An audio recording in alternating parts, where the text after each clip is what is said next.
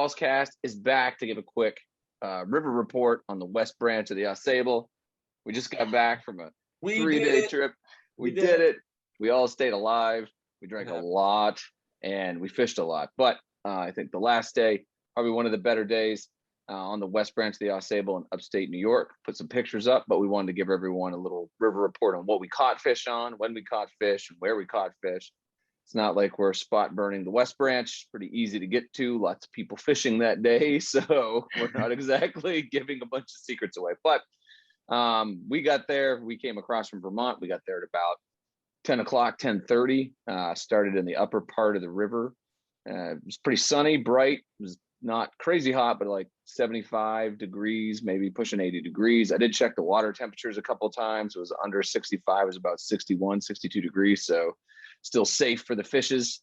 And we got in right away, and all of us were nymphing, right? And nobody was starting off. Pretty much everyone tandem rigs, two flies.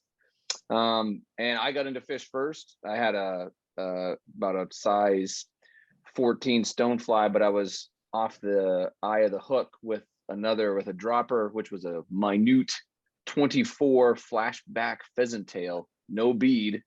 And I caught a nice rainbow right in the first pool underneath, and I caught a brown after that up above a little bit, both on the pheasant tail. So the tiny fly out of the gate worked for me, and this was probably right around, by the time we were catching some fish, getting in there right around lunch.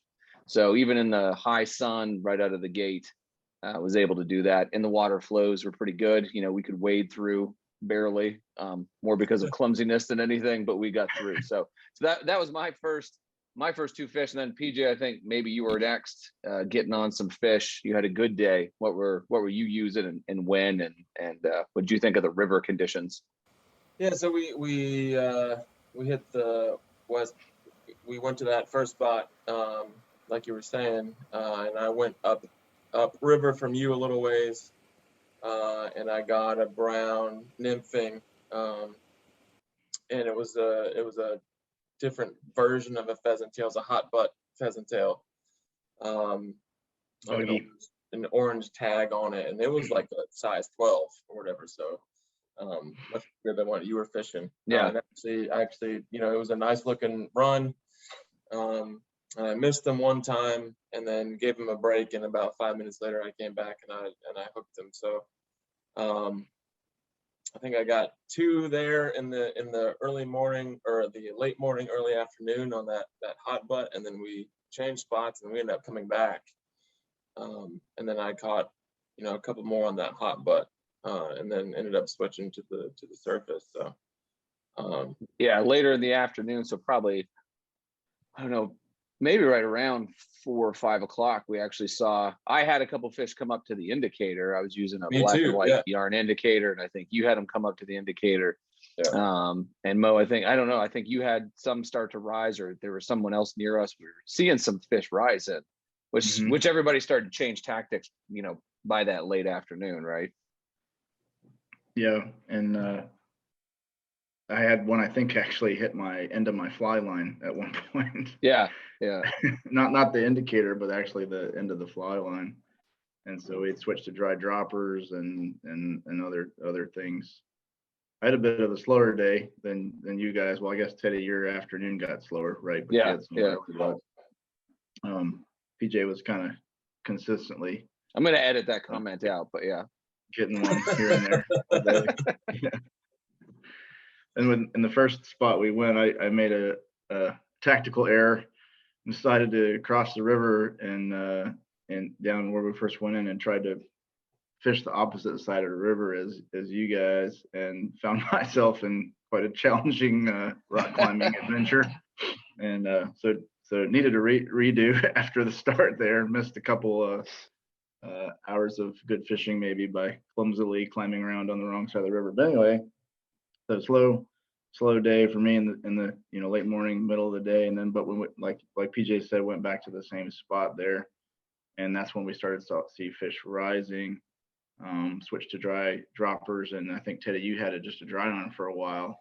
Yeah, I most wanted to of go that. all dry. I knew it was our last foray, so I was trying to catch one on the Yeah. IM6 straight dry. But I know you went dry dropper and had some I success went with the just dry dropper, for a right? little while. Oh, you did? Oh, okay. I didn't know Yeah, that. I had one of the Italian birds on there for a little bit, and it wasn't getting any. Even though PJ, you caught one on the dry, and Teddy, you were getting strikes. I got no rises. Yeah. Switched a few different flies. Ended up putting a caddis pupa on from the Yakoda tin that came like just a few days before we left for this trip. By the way, thank you, Yakoda. Yeah. And caught 2 fish and a really nice run in like out of the same two different little holes, 2 different little eddies in the same run there. So kind of salvaged the day. Thank you, Yakoda. It was awesome. Yeah, absolutely. Salvage today, and by the end of the night there, we didn't see any bugs, really, just a sporadic mayfly or a odd here and caddis there. fly. Yeah, didn't really see a hatch, but at the end of the night when we were walking out, or the end of the later afternoon before we tried another spot, we did see probably one of the larger trout of the day, absolutely gorging himself and flying out of the water out of a like bathtub-sized pool on the other side of the river that we sent your ass out to try to catch. That I assume was probably taking caddis pupa underneath or something, because of the way it was just launching itself out of the water, which we watched like 4 or 5 times. But we were a little bit unsuccessful in getting across the water to try to catch it, but it was in like it's always in the toughest spot. But it was awesome to see that fish kind of flying out of there. So from our perspective, or my perspective, I think, good day. Would have loved to see some more bugs, but we got into fish, that high sun. We didn't really catch a lot of cloud, probably dampened the day a little bit, but good water temps and good spots from our perspective going downriver on the West Branch seemed to be, the upper portion of the river seemed to be fishing a little bit better, a little more action, and in the deep holes, and getting down there, definitely nymphing and dry fly action just wasn't on. Shout out to Hungry Trout too. They gave us the heads up too, definitely to nymph the deep pools, which is what we tried to focus on, and that's where we mostly had some luck. So yeah, give them a call. You always see that on fly shops, call us, we'll tell you. And I think lots of people don't call because they don't think they'll actually hook you up, but they hooked us up, gave us a quick rundown of what was going on, told us to nymph the deep holes, and that's kind of where we started the day and tried to focus on. But it was definitely some help.